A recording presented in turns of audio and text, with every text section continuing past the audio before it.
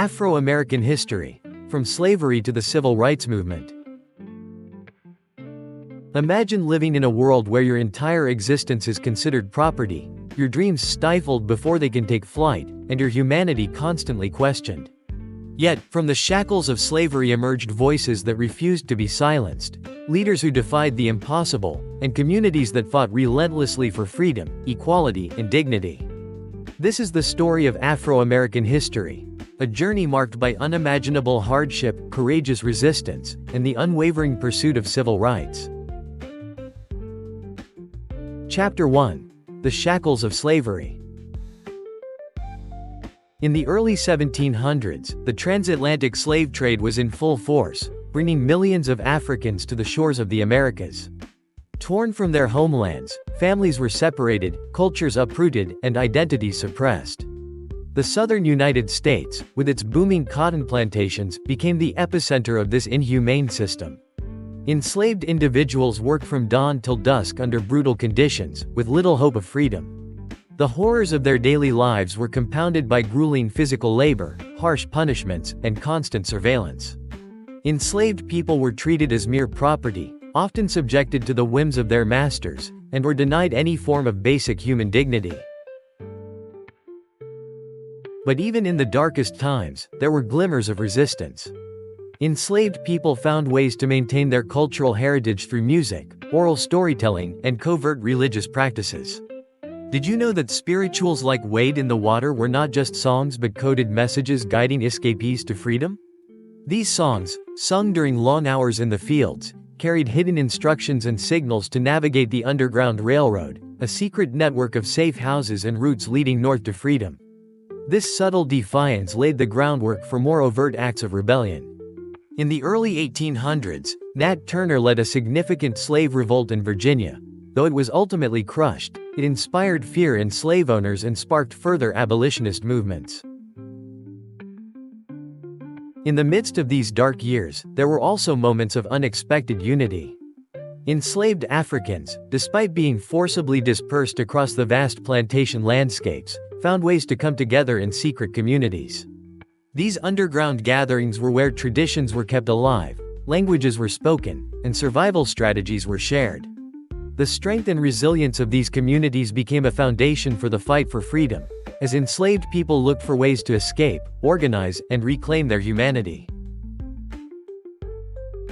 The horrors of slavery were not only experienced on the plantations but also extended to the legal and social structures that reinforced it.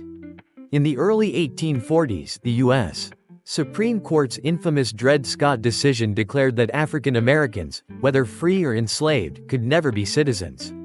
This ruling solidified the entrenched system of racial inequality and continued to dehumanize black people, making it even harder to imagine a path to freedom. But with each injustice, the will to fight grew stronger. The rise of abolitionist leaders such as Frederick Douglass and Harriet Tubman provided hope to the enslaved, while fueling the broader movement for equality and civil rights.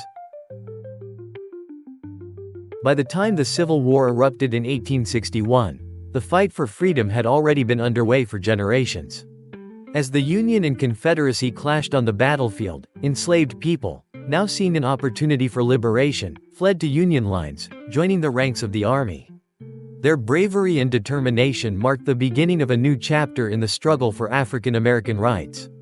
The Emancipation Proclamation of 1863, signed by President Abraham Lincoln, would eventually lead to the abolition of slavery, but the road to equality was far from over.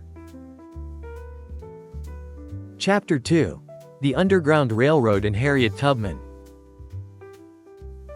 As the 19th century dawned, so did new avenues for resistance.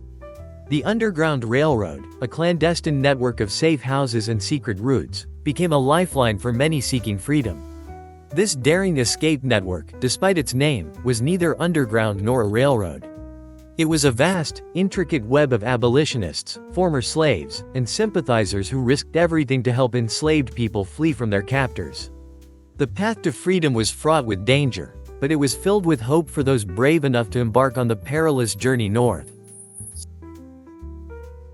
At the heart of this movement was Harriet Tubman, often called the Moses of her people.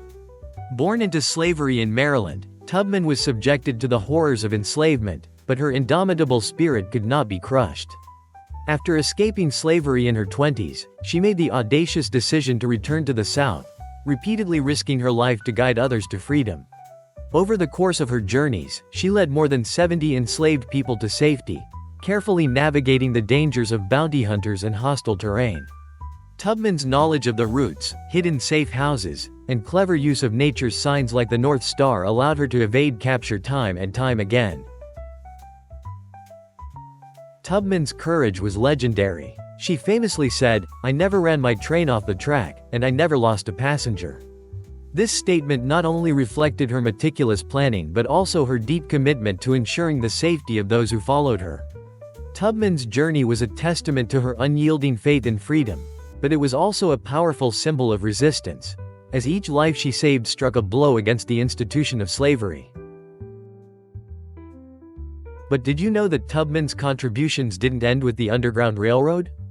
During the Civil War, she also served as a spy for the Union Army, using her intimate knowledge of Southern landscapes to provide critical intelligence.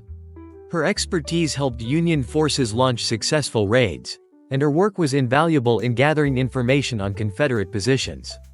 Tubman's ability to blend into the Southern environment and navigate its dangers made her an unexpected but crucial ally in the war effort. Her service as a nurse, cook, and even a leader of a military raid further exemplified the depth of her commitment to freeing her people and ending the war. Chapter 3: Emancipation and Reconstruction. The Civil War, which erupted in 1861, became a pivotal moment in Afro-American history. The nation was torn apart as the Northern states, led by the Union, fought against the Southern states that had seceded to preserve the institution of slavery. It was during this time that the question of freedom for millions of enslaved people became central to the war effort. President Abraham Lincoln, recognizing the war's deep moral implications, issued the Emancipation Proclamation on January 1, 1863. This landmark declaration declared that all enslaved people in Confederate-held territory were to be set free, though the proclamation had no immediate effect in areas still under Confederate control. Despite its limitations, it fundamentally shifted the focus of the war toward abolition and redefined the struggle for liberty. As the war raged on, the Union's victory seemed increasingly likely. By the time the war ended in 1865, the 13th Amendment to the U.S. Constitution was ratified, officially abolishing slavery throughout the nation. This monumental change brought an end to the legal institution of slavery that had defined the Southern economy for centuries. However, true freedom for former slaves was a far more complex issue. While legally free, Afro-Americans in the South faced immense challenges. Many had little more than the clothes on their backs, with no land, no wealth, and no education, which made their integration into society incredibly difficult. The Reconstruction era, which lasted from 1865 to 1877, aimed to rebuild the South and address the legal and social status of freedmen. In theory, this era was meant to bring equality and opportunity to Afro-Americans. The Reconstruction governments, which included many Afro-American leaders, passed laws that granted former slaves the right to vote, hold public office, and receive an education. The Freedmen's Bureau was established to assist former slaves in transitioning to freedom, helping them with food, housing, and education. In 1865, the Bureau's educational programs enrolled over 90,000 students, including many formerly enslaved people who had never seen a classroom before. However, the progress made during Reconstruction was met with fierce resistance. Southern white supremacists, who felt threatened by the newfound political and social power of Afro-Americans, formed violent groups like the Ku Klux Klan to intimidate and terrorize black citizens. These groups used lynching, arson, and other forms of violence to suppress Afro-American political participation and maintain the racial hierarchy. Despite these challenges, some positive steps were taken. In 1870, Hiram Revels made history by becoming the first Afro-American to serve in the U.S. Senate. His election was a monumental achievement, showing that political inclusion was possible for Black Americans in the post-slavery era. Despite such achievements, the promises of Reconstruction ultimately failed to bring lasting equality. The era ended in 1877 with the withdrawal of federal troops from the South, marking the end of efforts to enforce civil rights protections in the region. The rise of Jim Crow laws, which institutionalized segregation and disenfranchised Afro-Americans, ushered in a new era of racial oppression. The progress made during Reconstruction was effectively undone, and Afro-Americans in the South were once again relegated to second-class citizenship. The road to full civil rights for Afro-Americans would be long and fraught with challenges, but the seeds of change had been planted, and the struggle for equality would continue into the 20th century. Chapter 4. The Rise of Jim Crow and Segregation. As Reconstruction came to a bitter end in the late 1870s, the Southern states began to implement the deeply discriminatory Jim Crow laws, a series of legislative actions designed to institutionalize racial segregation and disenfranchise Afro-Americans. These laws ensured that black citizens were separated from their white counterparts in nearly every aspect of public life. Schools, public transportation, restrooms, and even water fountains were designated as separate but equal, a doctrine that was upheld by the notorious Supreme Court decision in Plessy v. Ferguson in 1896. This ruling would enshroud the Southern states in a veil of legalized segregation that lasted for decades. However, despite the harshness of these laws, Afro-American communities exhibited remarkable resilience and perseverance. In cities and rural areas alike, black individuals came together to build their own institutions, businesses, and cultural hubs. One shining example was the establishment of the Tuskegee Institute in Alabama, founded by Booker T. Washington in 1881. The institution became a beacon of education, offering vocational training and practical skills to young black men and women. Washington's philosophy of economic self-sufficiency was a cornerstone of his approach, seeking to empower Afro-Americans to navigate the segregated world with dignity and autonomy. Meanwhile, figures like W.E.B.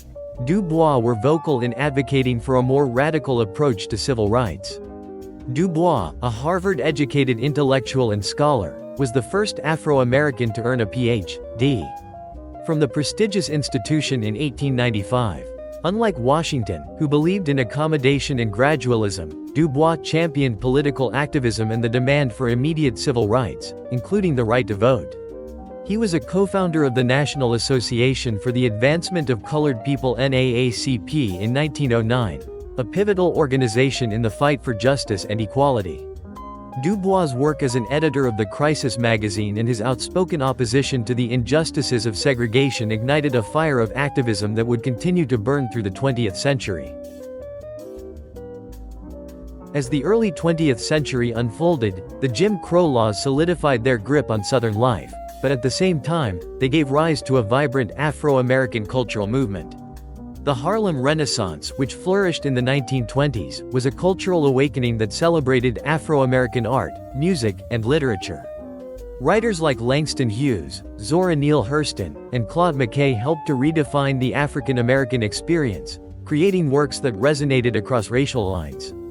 Jazz and blues, genres that originated in the Afro-American communities of the South, spread to the North, becoming a symbol of black pride and creativity in defiance of segregation.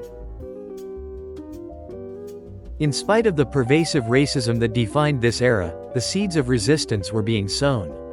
The stories of leaders like Washington and Du Bois, the rise of Afro-American institutions, and the blossoming of a cultural revolution signaled the beginnings of a long, arduous struggle for civil rights that would come to a head in the mid-20th century.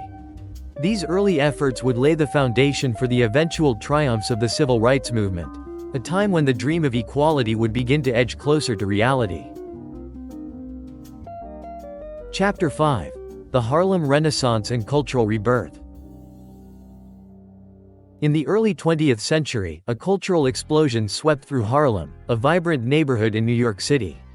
Known as the Harlem Renaissance, this movement was a beacon of artistic and intellectual achievement, with Afro-American artists, musicians, writers, and thinkers at its helm.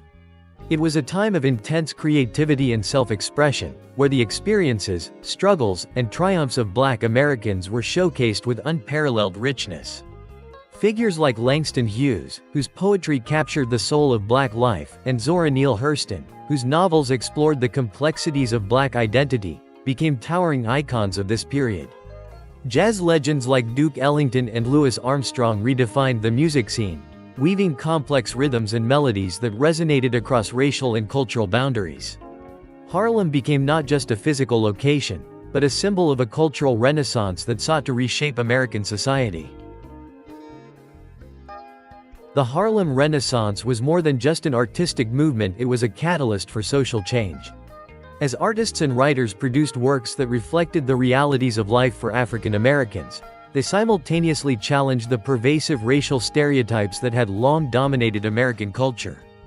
The poetry of Langston Hughes, for instance, boldly expressed the resilience, joy, and pain of Black people, giving voice to their experiences in a way that was unprecedented. Hughes, in his iconic poem The Negro Speaks of Rivers, celebrated the deep historical connection between Black people and the world's ancient civilizations, reclaiming dignity and pride in their heritage. The movement also sparked a new sense of Black identity and pride. Intellectuals such as W.E.B. Du Bois and Marcus Garvey championed the idea of Pan-Africanism, encouraging African Americans to embrace their roots and seek solidarity with people of African descent worldwide. This newfound consciousness was revolutionary in a time when segregation and discrimination were rampant. It provided a platform for Black Americans to demand equality and recognition, and it laid the groundwork for the civil rights movements that would follow decades later. At the same time, Harlem itself became a center of cultural innovation. The streets pulsed with the energy of jazz clubs, poetry readings, and theater performances.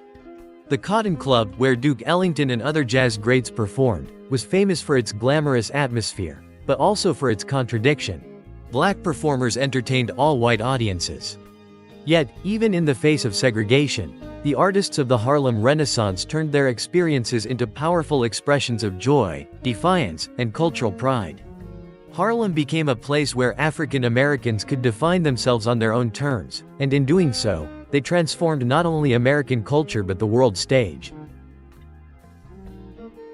Did you know that the Harlem Renaissance had a lasting impact on the broader civil rights movement? Many of the leaders and thinkers who emerged during this era, including activists like A.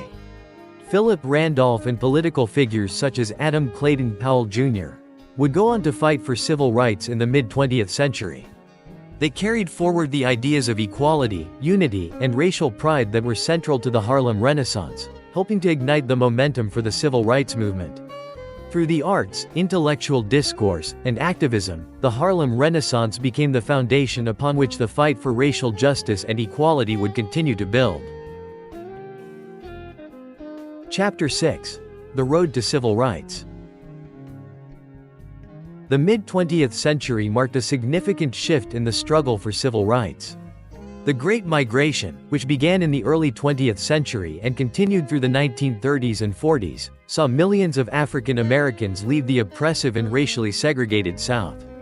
They headed northward to cities like Chicago, Detroit, and New York, seeking better job opportunities and a life free from the brutal realities of Jim Crow laws. This migration transformed the cultural and political landscape, establishing vibrant Afro-American communities in urban centers. These new urban populations would later play a crucial role in the civil rights movement, helping to rally support for social and political change across the nation. In 1955, the spark that would ignite a nationwide movement occurred in Montgomery, Alabama. On December 1st of that year, Rosa Parks, an African-American seamstress, defied segregation laws by refusing to give up her seat to a white passenger on a bus. Her brave act of resistance became a catalyst for change. Parks' arrest led to the Montgomery bus boycott, where African Americans, led by the charismatic Reverend Martin Luther King Jr., refused to use public buses for over a year. The boycott caused severe financial strain on the bus company and the city, sending a powerful message about the economic and social power of African Americans. Finally, in November of 1956, the Supreme Court ruled that segregated buses were unconstitutional, marking a monumental victory for the civil rights movement. During the boycott drive, Martin Luther King Jr. emerged as a powerful voice for equality. His philosophy of nonviolent resistance, deeply influenced by the teachings of Mahatma Gandhi, became the guiding principle of the movement. King believed that peaceful protest and civil disobedience were the most effective means of achieving racial equality. His speeches inspired millions, as he eloquently expressed the urgency of justice and the need for brotherhood among all people. "I have a dream," he famously declared in his speech at the Lincoln Memorial in 1963, envisioning a future where people would be judged by the content of their character, not the color of their skin. The struggle for civil rights was not without its setbacks and challenges. Despite the successes in Montgomery, African Americans continued to face violence and discrimination in many parts of the country. In the South, the Ku Klux Klan and other white supremacist groups maintained a reign of terror, while northern cities, though less overtly racist, were still marked by deep segregation. Nevertheless, the civil rights movement gained momentum, with leaders like King, Rosa Parks, and many others paving the way for significant legislative victories, such as the Civil Rights Act of 1964 and the Voting Rights Act of 1965. These milestones proved that change was possible, but the fight for equality was far from over. Chapter 7: The Civil Rights Movement and Beyond. The 1960s were a decade of profound change in America. The country was undergoing a revolution in both thought and action, spurred by a series of courageous leaders and groundbreaking events. In 1963, the March on Washington for Jobs and Freedom brought together more than 200,000 people from across the nation. It was here that Dr. Martin Luther King Jr. delivered his iconic "I Have a Dream" speech, calling for an end to racism and an equitable society. His powerful words echoed in the hearts of many, shifting the national conversation and laying the groundwork for the legislative changes that would follow. The Civil Rights Act of 1964 was a watershed moment in American history, officially outlawing discrimination based on race, color, religion, sex, or national origin. It marked a monumental victory for African Americans and was a direct result of years of activism, protests, and organizing. But even this victory was not the end of the road. The following year, the Voting Rights Act of 1965 was passed, dismantling the legal barriers that had disenfranchised black voters, particularly in the South. These acts represented a triumph, but the struggle for equality was far from over. Amid these legislative wins, the civil rights movement became more diverse in its approaches. Figures like Malcolm X, who initially advocated for black separatism, began to capture the imagination of those who felt the mainstream civil rights movement was not moving fast enough. Malcolm X's call for black pride, self-reliance, and even militancy resonated with many young black Americans, especially in urban centers. His speeches, filled with fiery rhetoric, inspired a sense of empowerment that transcended peaceful protest. In 1966, the Black Panther Party was founded by Huey Newton and Bobby Seale in Oakland, California. The Panthers took Malcolm X's ideas to the next level, organizing community programs such as free breakfast for children, health clinics, and educational initiatives while simultaneously challenging police brutality in their neighborhoods. Their militant stance and revolutionary rhetoric made them a controversial symbol of the movement, but their focus on community service and self-defense was undeniably impactful. Did you know that the civil rights movement also inspired other marginalized groups to fight for their rights? The strategies of African American activists, organizing protests, sit-ins, and grassroots campaigns, became a template for various other struggles in America. The feminist movement, LGBTQ+ rights activists, and indigenous groups all found inspiration in the fight for racial equality, proving that the struggle for justice is universal and interconnected. The civil rights movement was not just a victory for African Americans, it ignited a broader wave of social change that resonated across multiple sectors of American society. From the harrowing days of slavery to the triumphant marches on Washington, the history of Afro-Americans is a testament to resilience, courage, and the unyielding quest for justice. This journey, filled with both pain and triumph, continues to inspire generations to fight for a world where freedom and equality are not just ideals but realities for all. As we reflect on this history, we are reminded that the fight for civil rights is never truly over. Each step forward is built on the sacrifices of those who came before, and it is our responsibility to carry that legacy forward. After all, as Martin Luther King Jr. once said, "The arc of the moral universe is long, but it bends toward justice." And that's it, thanks for watching. If you enjoy exploring historical worlds, be sure to like and subscribe so you don't miss out on more exciting stories.